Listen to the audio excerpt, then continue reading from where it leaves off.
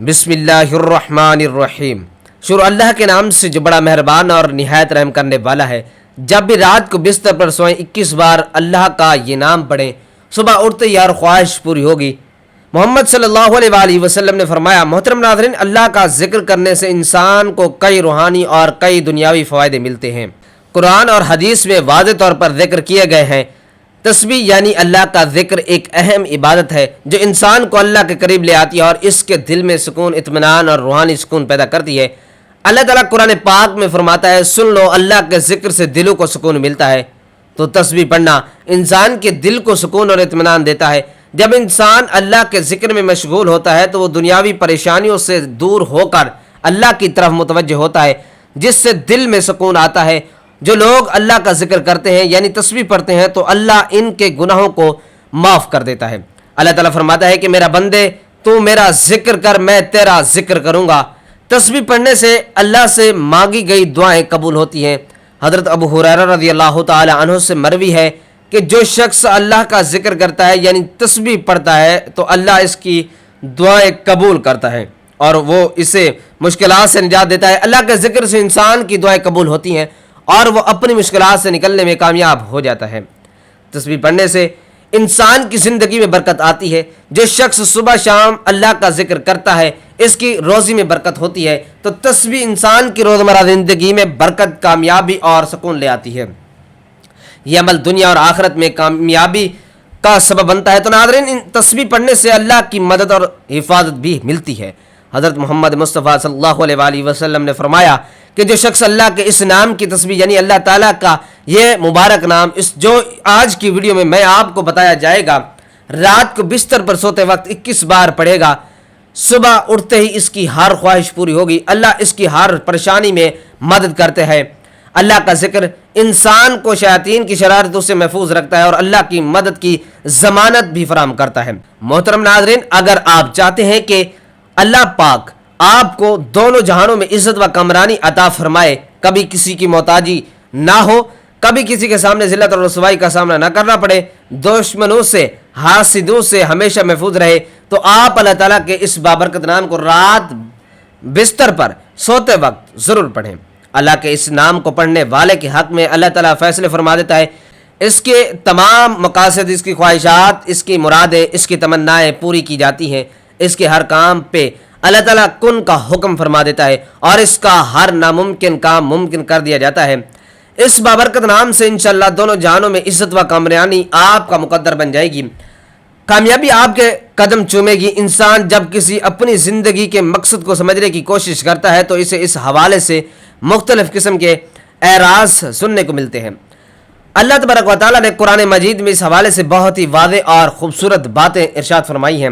اللہ تبارک و تعالیٰ سورۃ الانبیاء کی آیات 16 تا 17 میں ارشاد فرماتے ہیں، اور نہ ہی ہم نے پیدا کیا ان آسمان اور زمین کو اور جو کچھ ان دونوں کے درمیان ہے کھیلتے ہوئے، یعنی بے مقصد پیدا نہیں کیا۔ اگر ہم چاہتے ہیں کہ ہم بنائیں کوئی کھیل تماشا تو یقیناً ہم بنا لیتے، اسے اپنے پاس سے اگر ہم ہوتے ایسا کرنے والے۔ اسی طرح اللہ تبارک و تعالیٰ سورۃ المؤمنون کی آیت نمبر 115 تا 117 میں ارشاد فرماتے ہیں، تو کیا تم نے سمجھ لیا کہ بے شک ہم نے پیدا کیا تمہیں بے مقصد ہی، اور کیا کہ بے شک ہماری طرف تم نہیں لوٹائے جاؤ گے۔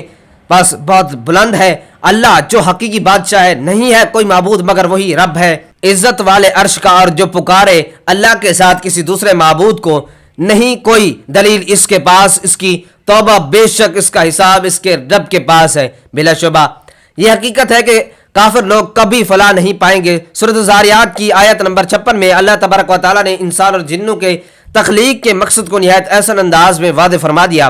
اللہ تبارک و تعالیٰ ارشاد فرماتے ہیں، اور میں نے نہیں پیدا کیا جنوں اور انسانوں کو مگر اس لیے کہ وہ میری عبادت کریں۔ مذکورہ بالا تمام آیات پر غور و فکر اور تدبر کرنے کے بعد یہ بات سمجھ آتی ہے کہ تخلیق انسانیت کا مقصد در حقیقت اللہ تبارک و تعالیٰ کی معرفت حاصل کرنا اور اس کی بندگی و عبادت کو بجا لانا ہے۔ ان عبادات کو بجا لانے کے مختلف طریقوں کتاب و سنت میں مذکور ہیں، جن میں ایک انتہائی خوبصورت اور آسان طریقہ اللہ تبارک و تعالیٰ کا مسلسل ذکر کرنا ہے۔ کتاب و سنت کے مطالعے سے یہ بات معلوم ہوتی ہے کہ اللہ تبارک و تعالیٰ نے मखलूक़ात से जुमला इबादत के अहतमाम का एतदाल से तकाजा किया है, मगर जब हम ज़िक्र इलाही पर गौर करते हैं तो ये बात मालूम होती है कि ज़िक्र इलाही को हमेशा कसरत से बजा लाने की तलकीन की गई है। अल्लाह तबारक व तआला सूरत आले इमरान की आयत नंबर 190 ता 191 में इरशाद फरमाते हैं, आसमानों और ज़मीन के पैदाइश में और रात दिन के हेर फेर में यकीनन अक्लमंदों के लिए निशानियां हैं, जो अल्लाह तबारक व तआला का जिक्र खड़े और बैठे और अपनी करवटों पर लेटे हुए करते हैं और आसमानों और ज़मीन की पैदाइश में गौर व फिक्र करते हैं और कहते हैं, ए परवरदिगार, तूने ये बेफ़ायदा नहीं बनाया, तो तू पाक है, बस हमें आग के अजाब से बचा ले। इन आयात मुबारका पर गौर व फिक्र करने के बाद ये बात मालूम होती है कि अल्लाह तबारक व तआला ने इन लोगों को अक्लमंद करार दिया है, जो ज़मीन व आसमान की तख्लीक पर गौर करते हैं, परवरदिगार आलम की तख्लीक की वुसअत को देखकर इसकी किबरियाई को पहचानते हैं और इसके बाद कसरत से अल्लाह तबारक व तआला का जिक्र करते हैं और आग के अजाब से पनाह मांगते हैं। अल्लाह तबारक व तआला ने सूरत अल-अहज़ाब की आयत नंबर 41 में इरशाद फरमाया, ए ईमान वालों, अल्लाह तबारक व तआला का जिक्र बहुत ज़्यादा करो। जिक्र इलाही बकसरत करने का नतीजा ये निकलता है कि अल्लाह तबारक व तआला इंसानों की ज़िंदगियों के अंधेरे दूर करके इनकी वो रोशनियों के रास्ते पर चला देता है। चुनाचे सूरत अल-अहज़ाब की आयत 41 सा 43 में इरशाद हुआ, ये ए ईमान वालो, अल्लाह ताला का जिक्र बहुत ज़्यादा करो और सुबह शाम इसकी पाकीज़गी बयान करो। वही है जो तुम पर अपनी रहमतें भेजता है और इसके फरिश्ते तुम्हारे लिए दुआए रहमत करते हैं ताकि वो तुम्हें अंधेरों से उजाले की तरफ ले जाए, और अल्लाह तबारक व तआला मोमिनों पर बहुत ही मेहरबान है। अल्लाह तबारक व तआला ने जिक्र इलाही के फ़वाइद बतलाए हैं हुए ये बात भी इरशाद फरमाई कि जब कोई शख्स अल्लाह तबारक व तआला का जिक्र करता है तो अल्लाह तबारक व तआला भी इसका जिक्र करते हैं। चुनाचे अल्लाह तबारक व तआला सूरत अल-बकरा की आयत नंबर 152 में इरशाद फरमाते हैं, तुम मेरा जिक्र करो, मैं भी तुम्हें याद करूँगा, मेरी शुक्रगुजारी करो और नाशुक्री से बचो। इस आयत मुबारका से ये बात समझ में आती है कि जिस शख्स का जिक्र अल्लाह तबारक व तआला करते हों, इस शख्स की ज़िंदगी में अल्लाह तबारक व तआला की ताईद, नुसरत और फजल हर हाल में शामिल हो जाता है। चुनांचे हमें कसरत से अल्लाह तबारक व तआला का जिक्र करना चाहिए। अल्लाह तबारक व तआला ने सूरत अल-अहज़ाब में इन लोगों का जिक्र किया जिन लोगों के लिए अल्लाह तबारक व तआला ने मगफिरत और अजर अज़ीम तैयार कर रखा है। अल्लाह तबारक व तआला सूरत अल-अहज़ाब की आयत नंबर 35 में इरशाद फरमाते हैं, बेशक मुसलमान मर्द और औरतें, मोमिन मर्द और मोमिन औरतें, फर्मा बरदारी करने वाले मर्द और फर्मा बरदारी वाली औरतें, रास्तबाज मर्द और रास्तबाज औरतें, सब्र करने वाले मर्द और सब्र करने वाली औरतें, आजिज़ी करने वाले मर्द और आजिज़ी करने वाली औरतें, खैरात करने वाले मर्द और खैरात करने वाली औरतें, रोज़ा रखने वाले मर्द और रोज़ा रखने वाली औरतें, कसरत से अल्लाह का जिक्र करने वाले और जिक्र करने वालियाँ, इन सब के लिए अल्लाह ताला ने वसी मगफिरत और बड़ा सवाब तैयार कर रखा है। इस आयत मुबारका से ये बात मालूम हो जाती है कि वो लोग जिनके लिए अल्लाह तबारक व तआला ने वसी मगफिरत और बड़ा सवाब तैयार कर रखा है, इन लोगों में बकसरत अल्लाह तबारक व तआला का जिक्र करने वाले मर्द और औरतें भी शामिल हैं। नमाज की अदायगी का जिक्र करते हुए इस बात को बयान किया गया है कि नमाज फहशी और बुराई के कामों से रोकती है। साथ ही अल्लाह तबारक व तआला इरशाद फरमाते हैं कि अल्लाह ताला का जिक्र बहुत बड़ा है। सूरत अल-अनकबूत की आयत नंबर 45 में इरशाद हुआ, जो किताब आपकी तरफ वही की गई है इसे पढ़िए और नमाज कायम करें, यकीनन नमाज बेहयाई और बुराई से रोकती है। बेशक अल्लाह का जिक्र बहुत बड़ी चीज़ है और तुम जो कुछ कर रहे हो इससे अल्लाह खबरदार है। इस आयत मुबारक का पर तदब्बर करने से ये बात मालूम होती है कि अल्लाह तबारक व तआला का जिक्र करने के नतीजे में इंसान को जो फ़वाइद हासिल होते हैं वो फहशी और मुनकरात के इज्तनाब से कहीं बढ़कर हैं। चुनांचे हर मोमिन मुसलमान को बकसरत अल्लाह तबारक व तआला का जिक्र करना चाहिए। जिक्र इलाही अनवार की कुंजी है, बसीरत का आगाज़ है और जमाल फितरत का इकरार है। यह हसूल इल्म का जाल है, ये तमाशा गाह हस्ती की जलवा आराइयों और हुस्न आफरीनियों का इकरार है। जाकिर के जिक्र में, जाहिद की फ़िक्र में खाले के आफाक की झलक नज़र आती है। जिक्र इलाही दरअसल खाले के हकीकी से राब्ते की एक शक्ल है। सूरत अल-अनकबूत की आयत 45 में इरशाद रब्बानी, और यकीन करो कि अल्लाह का जिक्र हर चीज़ से बुजुर्ग तर है। अल्लाह के जिक्र में तमाम नमाज, तिलावत कुरान हकीम, दुआ और इस्तग़फ़ार सब शामिल है। बकौल हाफिज़ इब्न अलकीम, जिक्र अल्लाह की बड़ी अज़मत اہمیت اور برکات ہے۔ ذکر اللہ سے اللہ کا قرب نصیب ہوتا ہے اور انسان کی روحانی ترقی ہوتی ہے۔ ذکر اللہ سے قلوب منور ہو جاتے ہیں۔ ذکر اللہ ہی وہ راستہ ہے اور دروازہ ہے جس کے ذریعے ایک بندہ بارگاہ الہی تک پہنچ سکتا ہے۔ حضرت ابو ہریرہ رضی اللہ تعالیٰ عنہ اور حضرت ابو سعید خدری رضی اللہ تعالیٰ عنہ سے روایت ہے، رسول اللہ صلی اللہ علیہ وآلہ وسلم نے فرمایا، جب بھی اور جہاں بھی کچھ بندگان خدا اللہ کا ذکر کرتے ہیں تو لازمی طور پر فرشتے ہر طرف سے ان کے گرد جمع ہو جاتے ہیں اور ان کو گھیر لیتے ہیں اور رحمت الہی ان پر چھا جاتی ہے اور ان کو اپنے سایہ میں لے لیتی ہے اور ان پر سکینہ کی کیفیت نازل ہوتی ہے اور اللہ اپنے مقربین فرشتوں میں ان کا ذکر کرتے ہیں۔ صحیح بخاری شریف میں باہوالہ حضرت ابو ہریرہ رضی اللہ تعالیٰ عنہ درج ہے کہ رسول اللہ صلی اللہ علیہ وآلہ وسلم نے فرمایا، اللہ تعالیٰ کا ارشاد ہے کہ جس وقت بندہ میرا ذکر کرتا ہے اور میری یاد میں اس کے ہونٹ حرکت کرتے ہیں تو اس وقت میں اپنے اس بندے کے ساتھ ہوتا ہوں۔ اللہ تعالیٰ نے ارشاد فرمایا، والا ذکر اللہ اکبر، ترجمہ بے شک اللہ کا ذکر بہت بڑی چیز ہے۔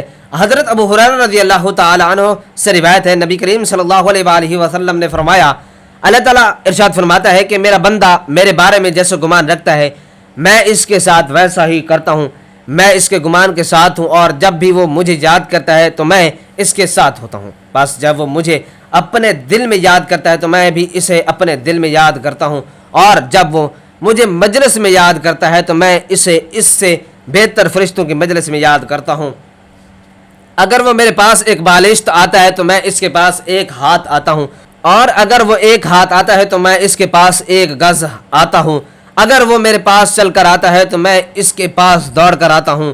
حضرت ابو الدرداء رضی اللہ تعالی عنہ سے روایت ہے، رسول اللہ صلی اللہ علیہ وآلہ وسلم نے فرمایا، کیا میں تم کو وہ عمل بتاؤں جو تمہارے سارے اعمال میں بہتر اور تمہارے مالک کی نگاہ میں پاکیزہ تر ہے اور تمہارے درجوں کو دوسرے تمام اعمال سے زیادہ بلند کرنے والا ہے اور اللہ کی راہ میں سونا اور چاندی خرچ کرنے سے بھی زیادہ اس میں خیر ہے اور اس جہاد سے جو بھی زیادہ تمہارے لیے اس میں خیر ہے جس میں تم اپنے دشمنوں اور خدا کے دشمنوں کو موت کے گھاٹ اتارو اور وہ تمہیں ذبح کریں اور شہید کریں۔ صحابہ کرام رضوان اللہ تعالی علیہ اجمعین نے عرض کیا، ہاں یا رسول اللہ صلی اللہ علیہ وآلہ وسلم، ایسا قیمتی عمل ضرور بتائیں۔ آپ صلی اللہ علیہ وآلہ وسلم نے فرمایا، وہ اللہ کا ذکر ہے۔ ابن ماجہ میں لکھا ہے کہ حضرت ربیعہ بن کعب سلمہ رضی اللہ تعالی عنہ آپ کو رات کو آپ کے آستانہ اقدس پر پہرا دیتے تھے۔ وہ بیان کرتے کہ آپ کی تسبیح اور تحلیل کی آواز سنتے سنتے میں تھک جاتا اور مجھے نیند آ جاتی تھی۔ بقول علامہ شبلی نعمانی رحمۃ اللہ علیہ اور علامہ سید سلیمان ندوی رحمۃ اللہ علیہ، اٹھتے بیٹھتے چلتے پھرتے کھاتے پیتے سوتے جاگتے وضو کرتے نئے کپڑے پہنتے سوار ہوتے سفر میں جاتے واپس آتے گھر میں داخل ہوتے مسجد میں قدم رکھتے غرض ہر حالت میں دل و جان ذکر الہی میں مصروف رہتے۔ آپ سواری پر بیٹھے بیٹھے نفل ادا فرماتے، سواری کا جانور جدھر چل جا رہا ہے آپ ادھر ہی چہرہ مبارک نماز کی نیت فرما لیتے، اس کی پرواہ نہیں فرماتے تھے کہ قبلہ کی طرف رخ مبارک ہے یا نہیں۔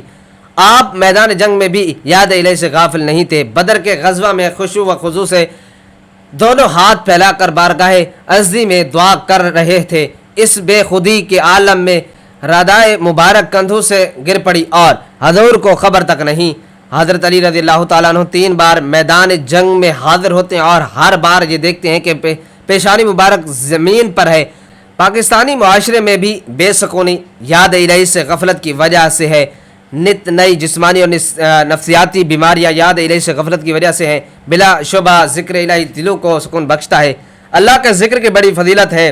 جو افراد ذکر الہی میں رتب السان ہوتے ہیں وہی اللہ تعالیٰ کے نزدیک سب سے محبوب ہیں۔ آپ صلی اللہ علیہ وآلہ وسلم نے فرمایا کہ اللہ تعالیٰ کا ذکر کرنے والے ہی نیکیوں میں سب سے سبقت کرنے والے ہیں۔ یہی نہیں بلکہ یہ الہی کلمت اللہ کے لیے جہاد لڑنے اور اللہ کے راستے میں سونا اور چاندی خرچ کرنے سے بھی بہتر ہے۔ نیز اللہ رب العالمین کے نزدیک سب سے پاکیزہ اور درجات کے بلند کرنے کا ذریعہ۔ اللہ تعالی ہمیں تسبیح و تحلیل اور ذکر و اذکار میں مشغول رہنے کی توفیق عطا فرمائے، آمین۔ ناظرین، ہم جان لیتے ہیں کہ آپ نے اللہ تبارک و تعالیٰ کا وہ کون سا نام پڑھنا ہے اور کیسے پڑھنا ہے۔ تو ناظرین، جب آپ رات کو سونے کے لیے بستر پر جائیں تو کوشش کرنی ہے کہ آپ نے اپنے کسی بھی مقصد کے لیے، کسی بھی حاجت کے لیے، کسی بھی مشکل پر یا پریشانی سے نکلنے کے لیے، خاص طور پر اپنے حق میں فیصلے کے لیے اور اپنی خواہشات کی تکمیل کے لیے اللہ تعالیٰ کی فوری مدد عرش پر حاصل کرنے کے لیے اور راستے سے ہر رکاوٹ فوراً دور کرنے کے لیے کوئی بھی ارادہ دل میں کرنا ہے، خواہ وہ اپنی خواہشات کو پورا کرنے کا ہو یا کوئی ناممکن کام کو ممکن کر دینے کے حوالے سے آپ کی حاجت ہو، آپ نے اس کی نیت کرنی ہے، اور اس کے بعد بہتر ہے کہ آپ باوضو حالت میں بستر پر لیٹیں، کیونکہ یہ ایک سنت طریقہ بھی ہے اور اس سے ثواب بھی ملتا ہے۔ تو باوضو حالت میں جب بھی بستر پر جائیں تو یہ بہت ہی مختصر اور آسان سا وظیفہ آپ نے پڑھنا ہے۔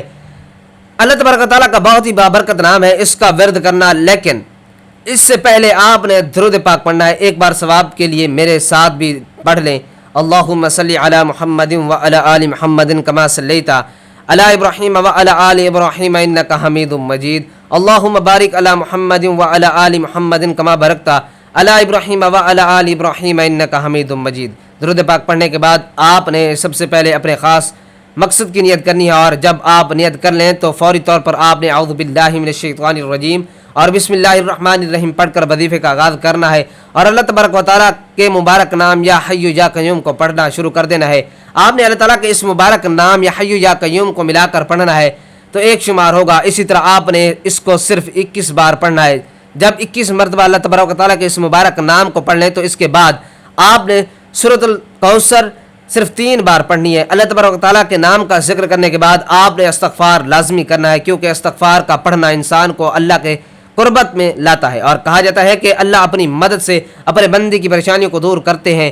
اول و آخر درود پاک پڑھ کر اللہ تعالیٰ کے اس مبارک نام کو پڑھنے کا معمول بنا لیں، انشاءاللہ فیصلہ آپ کے حق میں ہوگا، جیسا آپ چاہیں گے ویسا ہوگا۔ نبی پاک صلی اللہ علیہ وآلہ وسلم نے فرمایا، اللہ تعالیٰ کے اس مبارک نام کو رات کو بستر پر سوتے وقت پڑھنے سے صبح اٹھتے ہی اللہ تعالیٰ انسان کی ہر خواہش پوری کر دیتا ہے، اس کی ہر جائز مراد کو پورا فرمائے گا، انشاءاللہ اس کی خواہشات پر کن کا حکم فرما دے گا، اور اس کی مشکلات ختم کر دی جائیں گی، اس لیے آسانیاں پیدا کر دی جائیں گی، اور اس کے تمام مسائل حل کر دیے جائیں گے، جو اس کے دل کی منشا ہوگی وہ پوری ہو جائے گی۔ میری اللہ تعالیٰ سے دعا ہے کہ اللہ تعالیٰ میرا سننا اور آپ کا سننا اپنی پاک بارگاہ الہی میں قبول و منظور فرمائے، آمین ثم آمین۔